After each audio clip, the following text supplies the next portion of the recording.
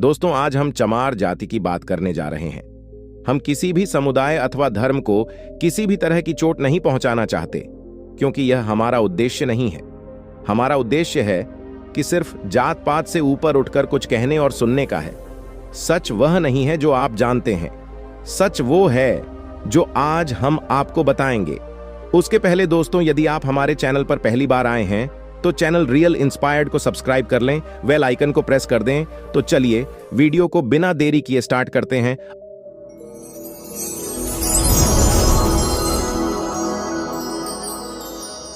अतीत से ही चमार जाति के साथ छुआछूत होता चला आ रहा था। कोई भी ऊंची जाति का व्यक्ति नीच जात को हाथ लगाने से कतराता था, लेकिन चमार जाति के पीछे एक बहुत ही बड़ा गौरवशाली इतिहास है जो आज हम आपको बताएंगे।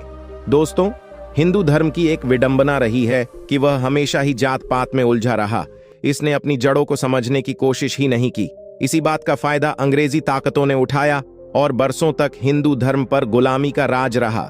इसकी मुख्य वजह थी जो भारत पर मुगल बादशाहों ने हमला किया था, तो हिंदुओं ने इसका सामना मिलजुल कर नहीं किया, बल्कि जात पात में फंस कर रह गए और स्वतंत्र से प्रतंत्र हो गए। मुगलों ने जब भारत पर आक्रमण किया तो हिंदुओं ने चमार जाति को युद्ध में भाग लेने से मना कर दिया। मतलब उन्हें बैठकर मुंह ताकने के लिए बोला गया और कहा गया कि सिर्फ क्षत्रिय ही युद्ध कर सकते हैं।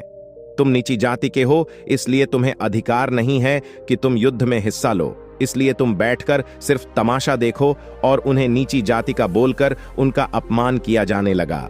बस इसी एक नादानी का तमाशा दुनिया ने देखा।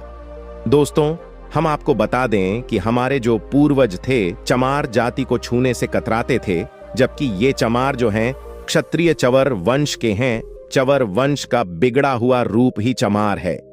डॉक्टर विजय सोनकर ने अपनी पुस्तक में बताया है कि जब भारत देश पर तुर्कों का शासन था, तब चंवर वंश के लोग भी पश्चिम भारत पर शासन किया करते थे और उस वंश के राजा थे चवर सिंह, यानी कि ये सब भी क्षत्रिय थे, पर उनको चमार कहकर संबोधित किया जाने लगा, जबकि इतिहास में इस तरह का संबोधन नहीं हुआ करता था।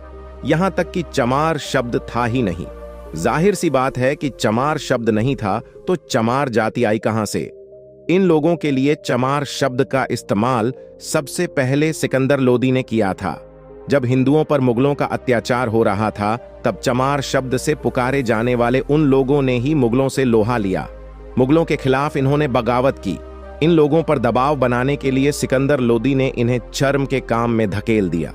ये सिकंदर लोदी ही था जिसने पहली बार चंवर वंश के उन क्षत्रिय लोगों को चमार शब्द का इस्तेमाल करने पर मजबूर किया। आपको बता दें कि चमार जाति के गुरु संत गुरु रविदास जी थे, जो कि रविदास के नाम से जाने जाते थे। उन्होंने मुल्ला फकीर को लड़ाई में हरा दिया था और मुल्ला फकीर ने अपनी हार को न सिर्फ स्वीकारा था, बल्कि अपना धर्म परिवर्तन करके हिंदू बन गए थे। इसके बाद सिकंदर लोदी ने अपने क्रोध के चलते संत रविदास जी को जेल में डाल दिया। तब पूरी दिल्ली को इन्हीं चंवर वंश के लोगों ने घेर लिया। इन्हीं लोगों के दबाव के चलते सिकंदर लोदी को संत रविदास जी को आजाद करना पड़ा। इसके अलावा भी चवर वंश के लोगों ने बहुत सारे बलिदान दिए और सत्य रूप में भी बहुत सारे मिसाल कायम की। इन्होंने हमेशा ही हिंदुओं का साथ दिया और कई तरह के अत्याचार सहने के बाद भी ये हिंदू ही रहे, जबकि इन पर मुस्लिम हो जाने का काफी दबाव भी बना रहा। हिंदुओं को चाहिए था कि वे अंग्रेजों पर विश्वास न करके इन लोगों पर विश्वास करते, जिन्हें हमेशा ही अछूत कहकर पुकारते रहे।